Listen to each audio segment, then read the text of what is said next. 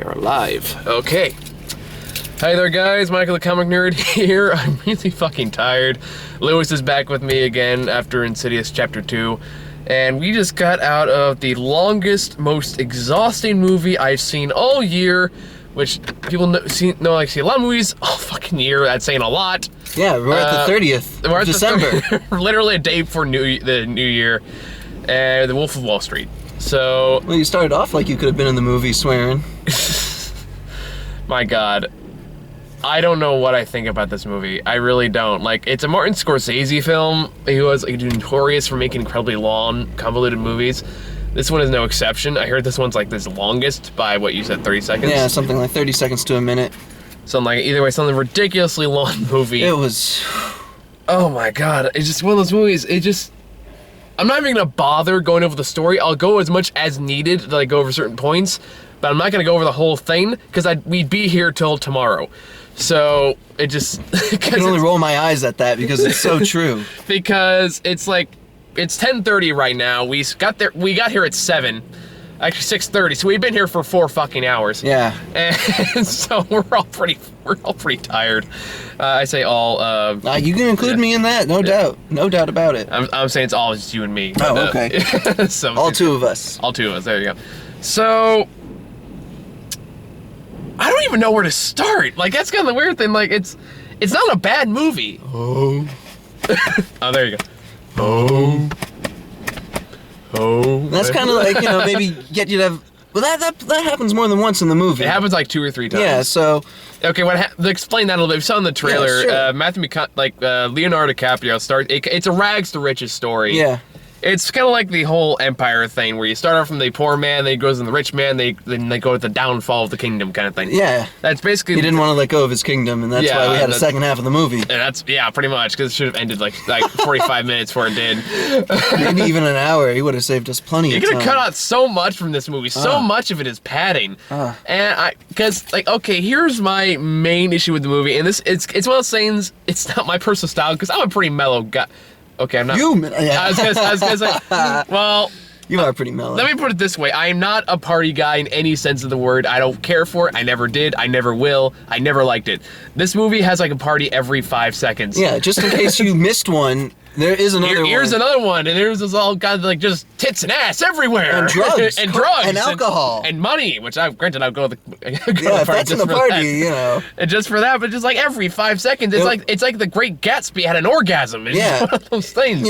I would have to guess it was needlessly unnecessary, but maybe that's how they actually... I mean, it was based off of... it is based off of the book by Jordan Belfort, who's the main character. Yeah, I mean, I'm not saying it doesn't work. I get that they're going for that high energy thing, which again, it's going to work for you or it doesn't. The reason it doesn't work for me is because I'm not that kind of guy, so it tires me out really quickly. I'm not saying it wasn't, like, unappealing, but there was just... it was a lot.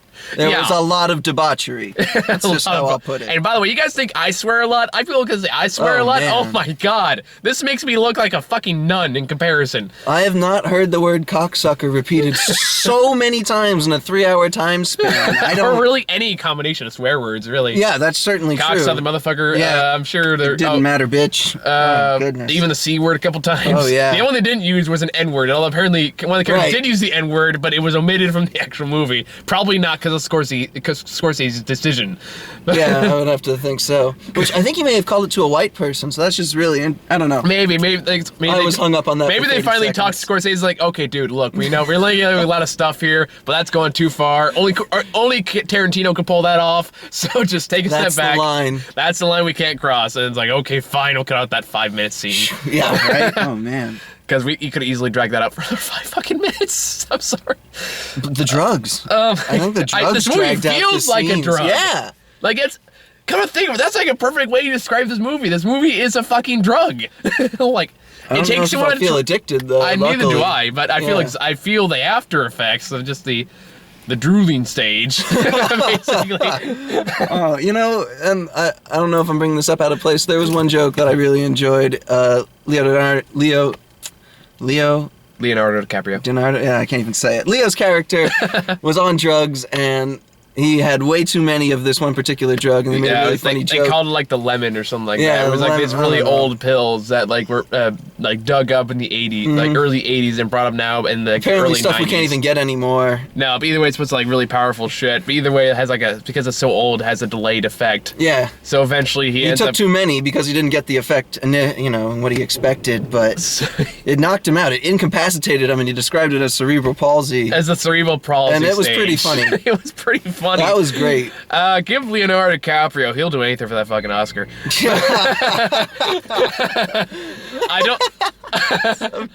I don't think he's gonna get it here though, because I love Leo. I think he's a great actor, but he spent the majority of the movie acting like he was gonna have a fucking stroke.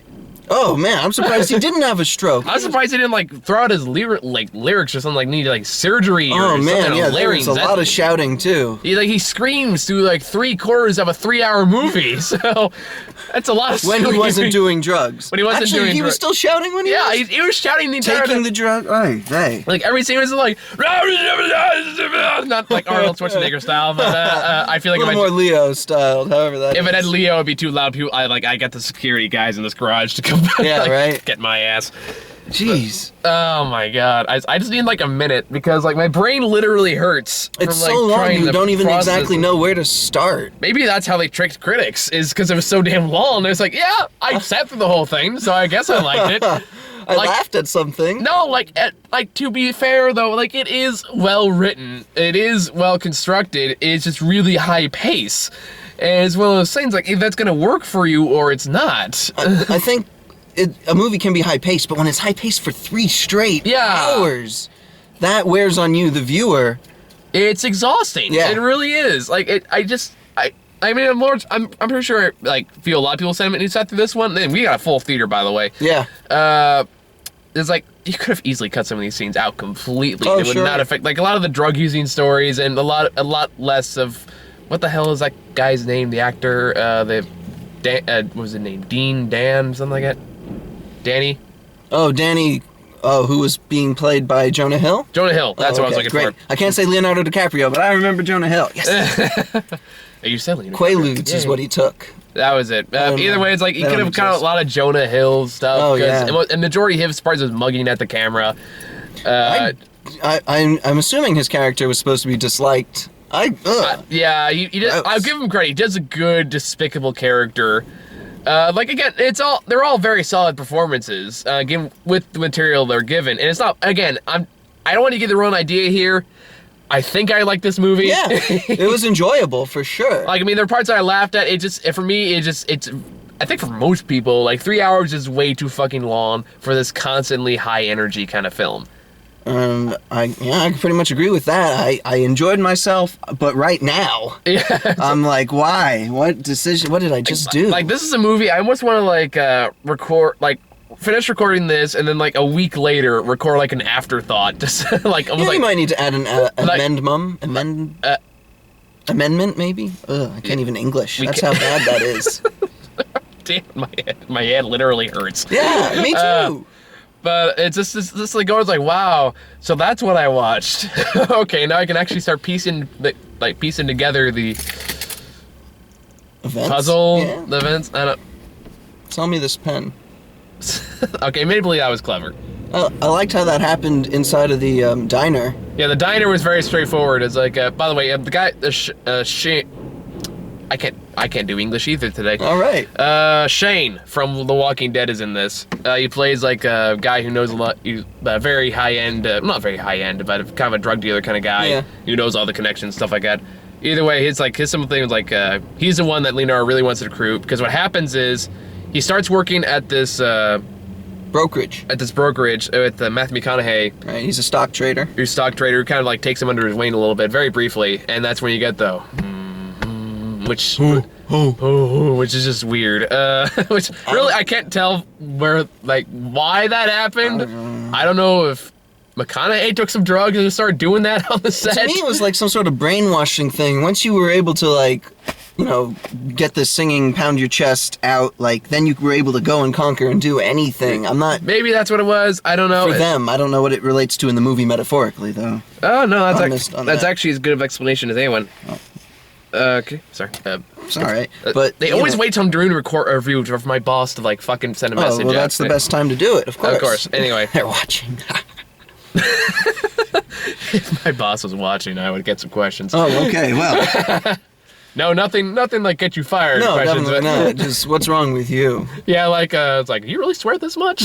And she's like, yes. Not on I the do. job though. No, not on the job. Never on the job. Yeah, I feel you on that. Anyway, They're at the brokerage. they're at the brokerage. So of course it happens right before the stock crash of 1987, and that's of course when Leonardo DiCaprio starts working this other very smaller place that just basically sells what they call penny stocks. Yep. Which is basically like stuff you get, stocks you get for like 5-10 cents a piece. It's just not listed on the major indexes. It's basically just useless stock, pretty much. But he becomes so good at it that he decides to open up his own firm, and that's where he becomes like just increasingly more rich. And he's just recruiting, I guess, his friends? It's basically his friends. Like, he starts off with 6 people. They have like nicknames for like what was it, like Rugrat? Rugrat, because he had a bad toupee. Rugrat, not because he had any relation to Tommy Pickles. That disappointed me. I thought that's what was going to happen, but this was before Rugrats came out. So yeah, I'm well, it definitely forgiven. was. Yeah.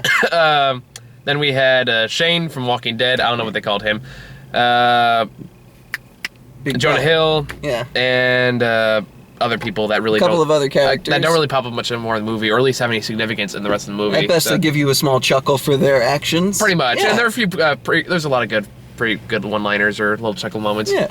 But anyway, where was I going with this? Are you gonna finish that Danish? That's one. I don't know. One of the characters just kept Yeah. eating the people interrogating him. Back food. when the FBI comes crashing in and they start interrogating everybody. That was pretty funny. They do bring pastries. Now I was talking about Shane. He's starting up his own brokerage. Oh yeah, that's right. We're talking about the pen. Yeah. So he was talking about he recruits these guys in a diner. What happens is Leonardo Jordan's, I'm gonna call him Jordan. Yeah, sure. Basically says, okay, here's the best way to sell the pen. And it's like goes over to Shane, and goes, sell me this pen. And he goes, right. Do me a favor, write your name on the napkins. I don't have a pen. Here you go, supply and demand. Exactly. Here you go. That's how you're supposed to sell the pen. Yeah, it's like, that's actually brilliant. It was, instead of at the end of the movie. Well, we'll talk about that later. Yeah. So yeah. he's moving along at least. Focus. This is gonna be like really weird on the video. That's okay. I think it's better. Yep. Our voices are all that matter. Yeah. Okay. I think we're okay. So he starts this small little brokerage where they're still selling penny stocks to people, and their way to finally, quote unquote, make it big is to pretend that they're selling these really important stocks to people who already have heard of those and they aren't going to buy them anyway, and fool them by selling them large amounts of these penny stocks where they can take a high commission, and eventually they start making a shitload of money, Yes, and then sir. party after party after party oh man, I wouldn't be surprised. for like 30 minutes. Yeah. And then Leonardo DiCaprio divorces his wife, finds a new woman who he's absolutely in love with. And but- trophy wife, of course. Yeah. Oh God. Yeah. Oh yeah. Yeah. She's It some makes eye me feel like candy. a pig. Makes me feel like a pig, but She is eye candy. I don't know where they found most of these women. Well, it's LA. I guess they just walked around. But either way, the shit they got women to do in this movie. Oh my goodness. Oh my God, I hope they got a fat check. Is Yeah, all I'm gonna say. in one because they particular- literally whoring themselves out at some pace. no doubt about it. One particular scene, like the company has just done a ton of money, and there's a marching band, and then out of nowhere, strippers come running and clash into each other, and then it was just more full-on debauchery, drinking. That's pretty much the movie this is. When you come down to it, it's just a movie where pretty much anything can fucking happen. And a lot of random shit does happen. Yeah.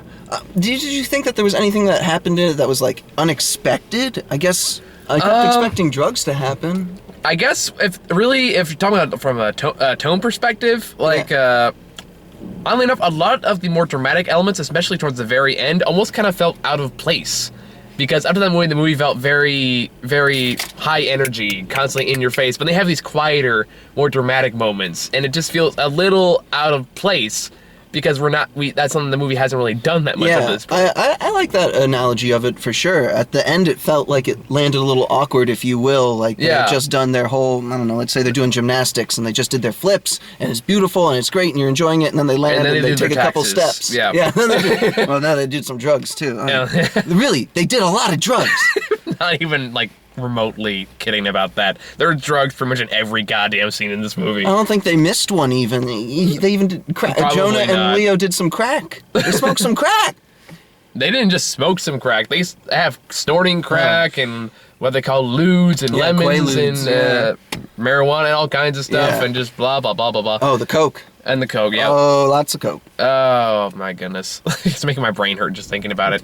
But, I mean, I guess we were told Matthew McConaughey tells the young Leonardo DiCaprio, who tries to look 22, but I wasn't buying it personally. I don't know. But that's not a bad thing at all. He tells him you need to jerk off pretty much and do Coke. And then that's what they did. Yep. For so then they 2 have more hours. So then they have sex and humping and pretty much screwing everything in sight, like 10 times more people in the entire cast of Mad Men. While making more money than you and I ever could even imagine. Which I kind of question the legitimacy of that. Like, how much of that is it really that much of a boys' club? I kind of wonder. Oh, there were still some girls in the, or what do you mean by boys' club, I guess? Well, it's like the entire time, like, their entire work's just like roughhousing, a bunch of like, rah, like toga. Just act like a bunch of male co-eds. Yeah, so it's like, is that really how, well, I mean, probably not. I mean, I'm sure it's stylized for the sake of the movie.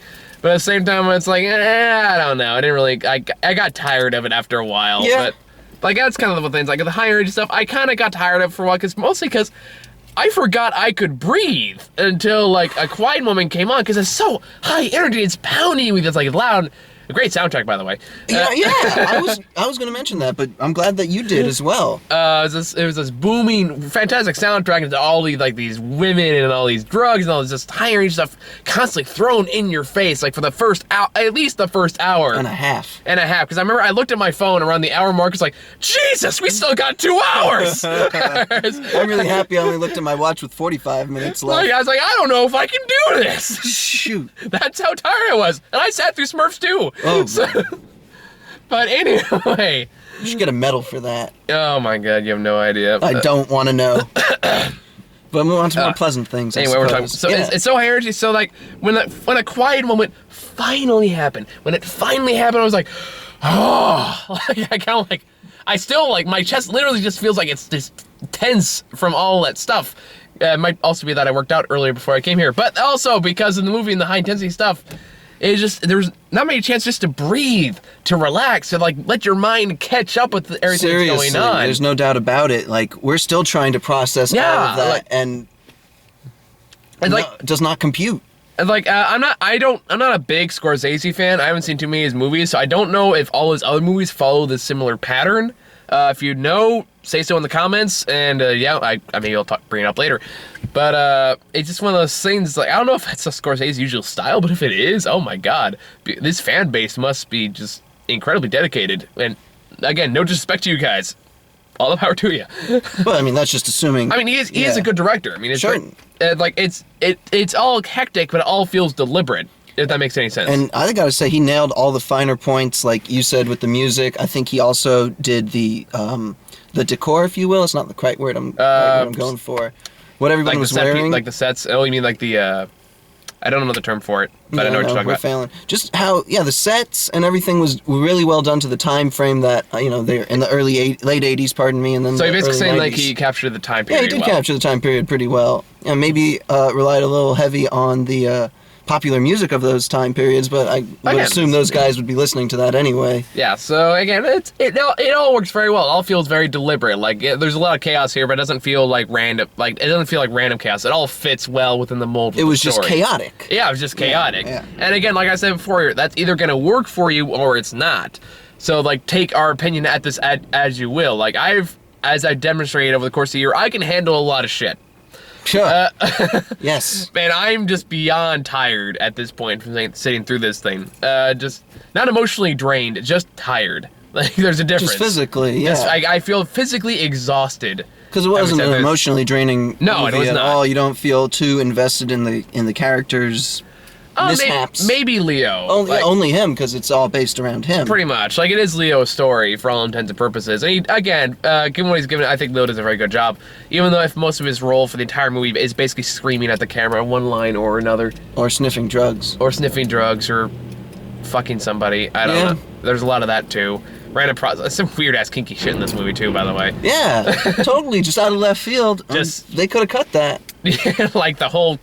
You remember that fucking scene where we just cut to, like, one of his hookers, Venice? Venice. And randomly, Leo just has a candle up his ass. Literally. Yep. I'm not paraphrasing. I'm not being euphemistic or witty. No, he literally had a candle shoved up his ass. And it's only brought up because he's saying Venice in his sleep, and his wife hears him, his second wife. And what? She gets mad at him for it, and then it's just an opportunity to show, really, her pussy on the big screen. Which, again, they probably had to talk to Scorsese about that. I guess, yeah, but I mean, how many times do they have to cut that out? Because we could have totally been fine without all of that. Just like, oh, there it is. But, no, it's one of those, like, Scorsese. Again, the producers probably talk to Scorsese like, no, dude, come on. You can't show that on camera. You can hide it. You can pretty much do everything except show it, but you can't actually show it. And no, you can't say the N-word for the last time. He showed You can't use the N-word. All right. Anyway. And I'm heterosexual, but there was a whole lot of female body parts flying around. I don't think I saw one.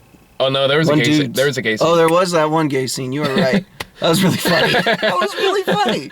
Where like they have a gay butler and randomly like when the girl comes home and there's a huge gay orgy going on. That was really funny. I was like, okay. Everyone, because there were a whole bunch of times you would just laugh or chuckle to yourself. Or even out loud. Yeah, I mean, there were parts that made me laugh. Like, people know, who watch my show know I'm not a big fan of raunch comedies. But again, so like a lot of jokes didn't do much for me. But again, it is still well constructed, all things considered. So it didn't bother me. It didn't make me feel like anger if like it was bad or anything like that. No, definitely not. I don't think I felt angry at this film at all. Maybe confused. And Certainly confused. My head still hurts. Me too. I think we spent a majority of the review saying, this movie's really long. My head hurts. I guess my the tip mommy. is bring some water. Don't drink it till the end.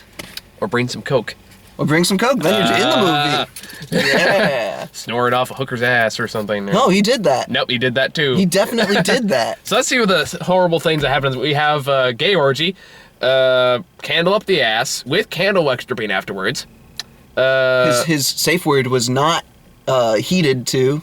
Whatever happened. I think it was Wolfie, wasn't it? It was Wolfie. That's his nickname because he's the Wolf of Wall Street. Yeah. We had random strippers and might as well be naked choir marching band guy. That was weird. Okay. Like, that one was the weird one. Well, I looked, when it first happened, because you don't see the strippers first some like pretty much naked marching band guys come out. I'm like, what's going on? Then strippers everywhere, guys with champagne. And drugs. Like drugs enough to fill a fucking yacht. Oh my god, yeah. Then the yacht. And then the yacht. Yeah, like that was the part that I was, again, that kind of comes with the, kind of jumps all over the place, but it still feels like it belongs in the story. That's almost kind of the remarkable thing about the movie, that has so many random elements, but none of it ever feels really forced. Somehow they were tied back into it well. Yeah. Yeah. Like, what happens is 2/3 of the way through the movie, and spoilers, by the way. If we haven't already. Yeah, well, actually, we've actually been pretty good this review. But, either way, so what happens is his second wife, has an aunt in England? In London. Yeah. I almost said Britain. Well, and British. By the way, the Mad Max joke about that was great. Oh, yeah! That was a great reference. Diverging a little bit. Like, from this yacht, we'll get back. Yeah, we'll get back to it. But Leonardo has a dad who he calls Mad Max. Because, like, it takes...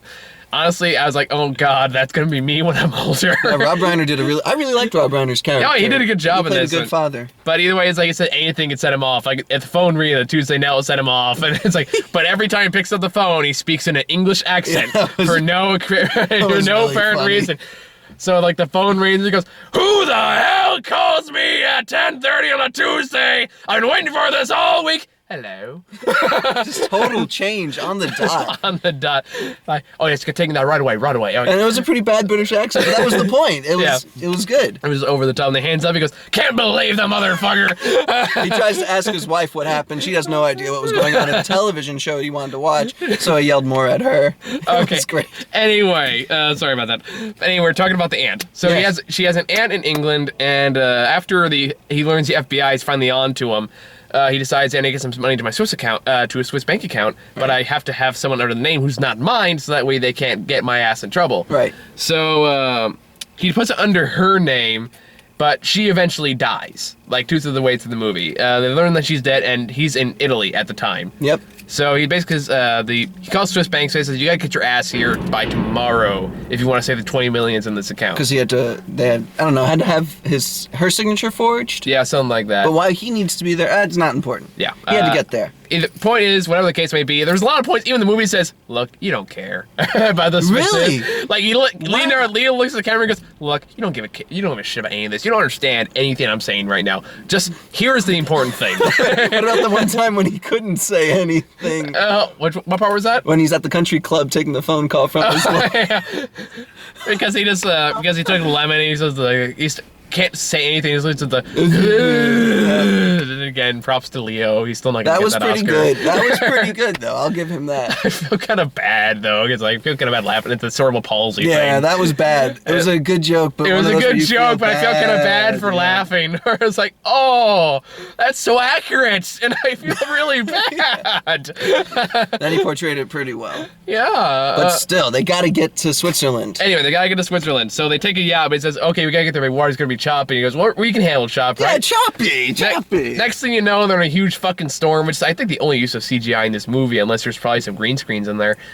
Yeah, I'd have to say pretty much. The only obvious use of CGI, I guess I should say. I'm assuming there were some backdrops or CGI green screens and stuff like that. But anyway. Maybe when the helicopter landed on his own. Oh, yeah, like probably that too. Yeah. Anyway. So then they're going through this water, and again, just huge shift in tone right there. Again, from happy-go-lucky, hectic, well, not happy-go-lucky, but really just hectic, high energy to very big, dramatic, like, storm with huge fucking waves. It just goes crashing back and forth, and the freaking boat eventually tips over, and they have to get rescued, and the plane that was supposed to rescue them freaking blows up. And shit, like, again, it's something like that. It shouldn't work. But it does. Just because of the entire chaoticness of the movie, that particular chaos. Maybe that's why it works. I don't know. It's. I guess if you're doing the whole thing as crazy, more crazy. Or maybe just because the fact that it goes. Why does it keep going out of focus? Well, whatever. Maybe it's telling us we're losing focus. That was uncanny. Come back. I tried. Did you do that on purpose? Oh, yeah. Because it was like, maybe it means we're unfocused. Boom, boom. I don't know. Focus on me. No, that only made it worse. Oh, well, fuck it. So, we are the Charlie Brown parents. Yeah. Anyway, I guess it's one of those things, when it comes down to it, if you like high energy stuff, you'll love this movie. Like, if you're a Scorsese fan, you'll probably like this movie. But if I'm trying to fix the damn camera... I mean, we both came away with it at least liking it. Or, yeah. No, that's maybe the wrong words. We didn't not like it. There was a lot of enjoyable parts in it. And it's just trying to assess all of it afterwards is tough. Yeah, I think that's what it comes down to. There's just a lot to intake. Like, this might be a movie I might actually, like, film as, like, a second opinion thing after I've had time to process it. But just the knee-jerk reaction is that it's a good movie, but it's gonna take a lot out of you. Sure. I think that's really what it comes down to. If you're a Scorsese fan, you'll like it. If you like drug trips of kind of movies, you'll like it. If you're a high-energy junkie, you'll love it. But it's one of those things... It's like, take the energy from Great Gatsby and then add cocaine. Lots and lots of cocaine. Lots of cocaine. Oy. And that pretty much sums up the movie in a nutshell. Yeah, I think sounds about right. So, unless you have something specific you want to talk about the movie, we can probably move on to trailers. No, I don't know. I enjoyed it. It's just 3 hours and maybe a little bit too long. That's about my only opinion on it. Yeah, I think that's my criticism too. Some tonal inconsistencies, but do you want to talk about like the odd, like super odd ending? How it just yeah. Because the movie that didn't have really much of an ending, it had like 5 endings. It was like worse than it was worse than Return of the Cane. Okay, yeah, in that sense. But what happens is they finally bust him, and they try to get him to rat on his friends, and all it basically says that, but he says, I'm not going to do that. So, but he does in the end, because he's only serving 3 years. Yeah, well, he originally doesn't plan to do it in the end, but so he's like, when he talks to Danny, he slips him a note, says, I'm wearing a wire, don't incriminate yourself. But then the cops, the FBI find How that do they note. find that? I don't know. Danny probably ratted him out. I But don't if know. Danny rats him out, he's got to know he's about to get ratted out himself. All right, not our problem. But either way, it's not addressed. At this point, there's so much going on that my brain wasn't prepared to ask any questions. Maybe that was the plan the whole time. You're so confused and your head hurts so much that you don't think to ask any real questions about Maybe, poking out the plot maybe. holes. Either way, he's in New Zealand at the very end of the movie. Yeah, Why? because I guess he got out of prison, decided to fucking move to New Zealand.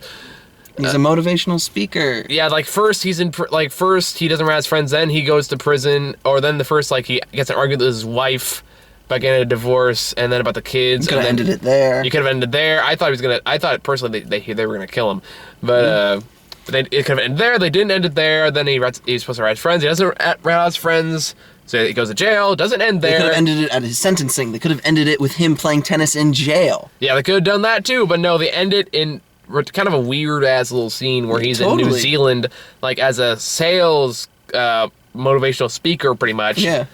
Pretty much telling people to make money, basically, and that's movie just very abruptly ends with like an overshot of the crowd, and then boom, cut to black.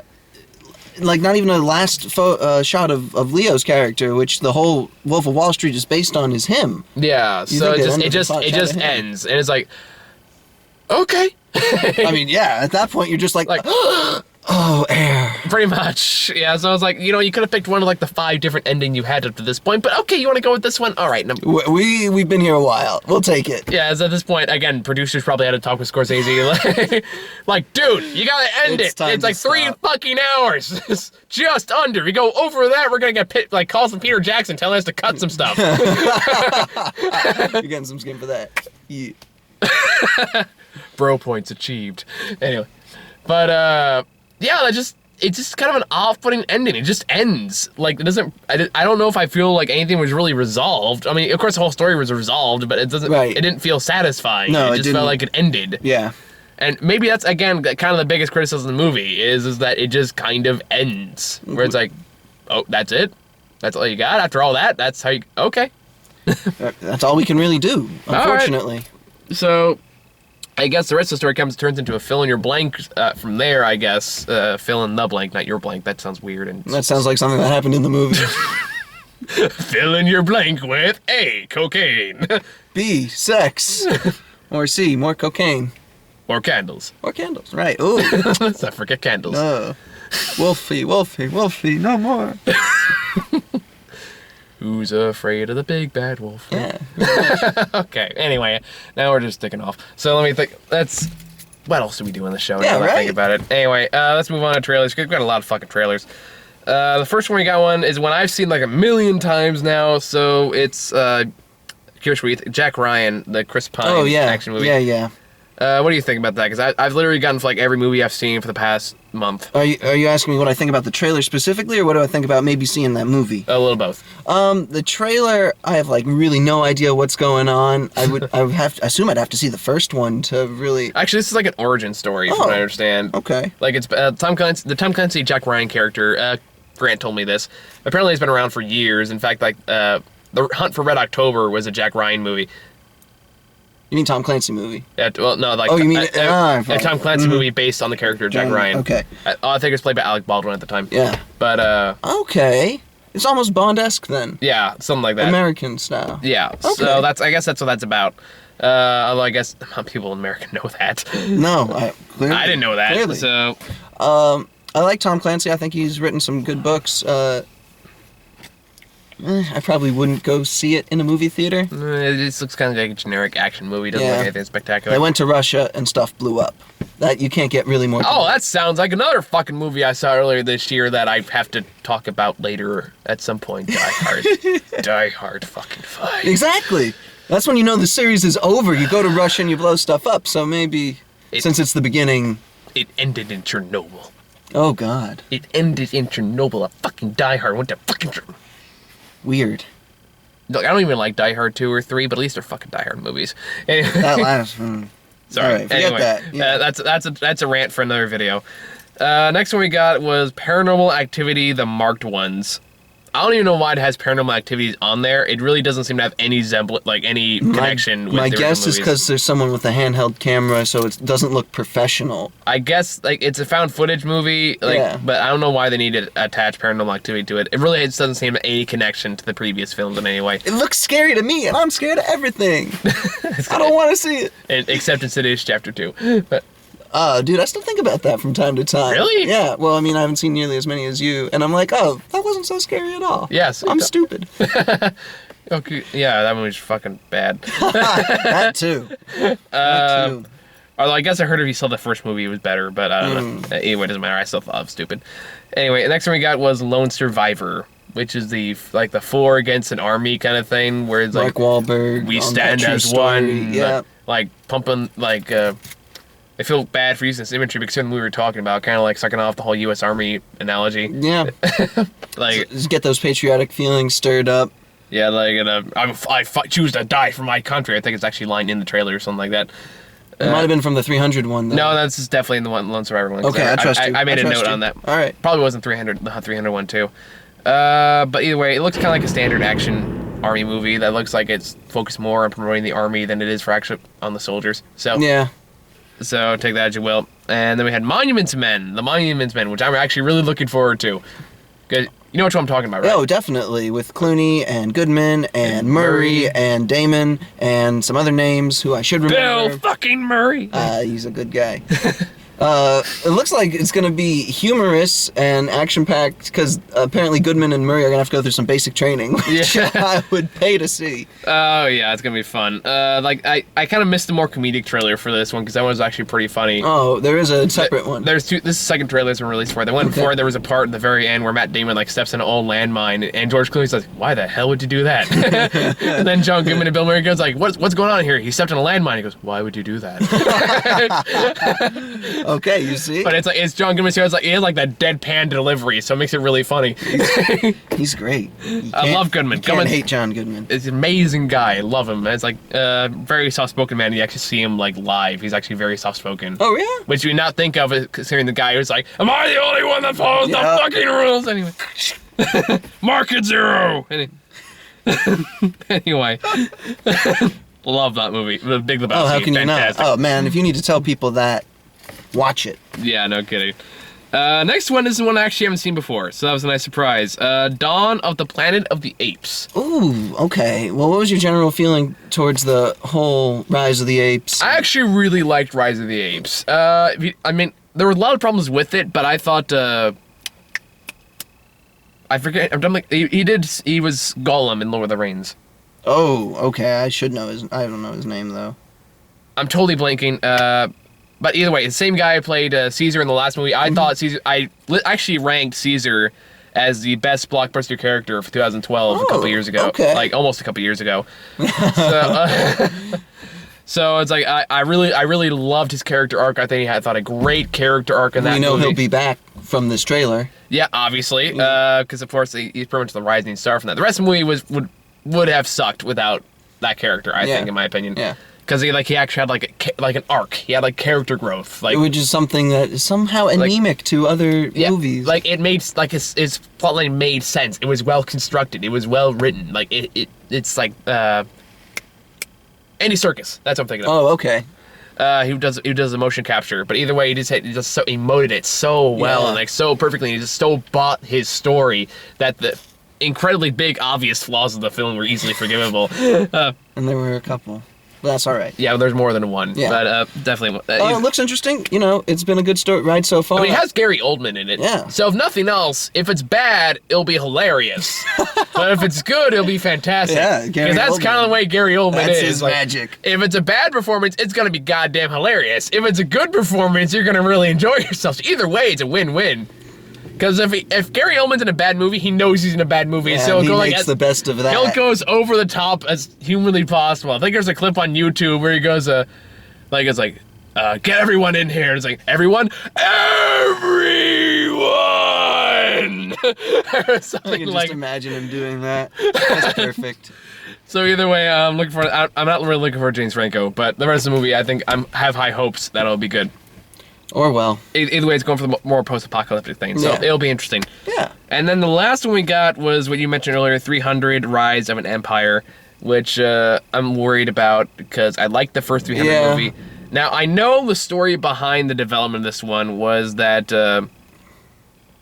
basically Zack Snyder, the director, said, I'm not going to make another one unless Frank Miller writes a sequel. Frank Miller, who wrote the first 300. The graphic novel? The graphic novel. Right. Basically writes the sequel. Problem is, Frank Miller's lost his fucking mind since he wrote the first one. I had no idea. In fact, he's like, he directed The Spirit, which is a horrible film. Like, he wrote All-Star Batman and Superman, which is a horrible basically, he's a guy who has no sense of storytelling ability whatsoever now. So, Oh, man, that sucks. yeah, so basically, if he wrote this new story, then my hopes aren't high. I'm eager to be pleasantly surprised. You know, that's what I liked about 300 was I was pleasantly surprised by it. And I kind of know what's coming with this one, so I don't know if I'm about to be as pleasantly surprised. Well, you don't know what's coming. They have blue capes now. Who knows what's I coming? know, instead of red, and their Sparta helmets look different. Yeah, so... And it has Eva Green. So Yeah, who it's is not it? going to be Xerxes as the main villain. Well, in some capacity, Well, I mean, probably. Green will still also be Either villainous. way. Either way. So... Yeah, final thoughts, I guess. Dude, so much drugs. So much drugs. And maybe one could say interesting story of greed in America and the interesting economy that we currently live in with banks and things like that. If you want to delve into that, that's kind of cool. But I enjoyed the film pretty much for what it was. It's done better than The Great Gatsby, I'll say that much. Okay, now I think there's only one way to end this, so... Ooh, ooh.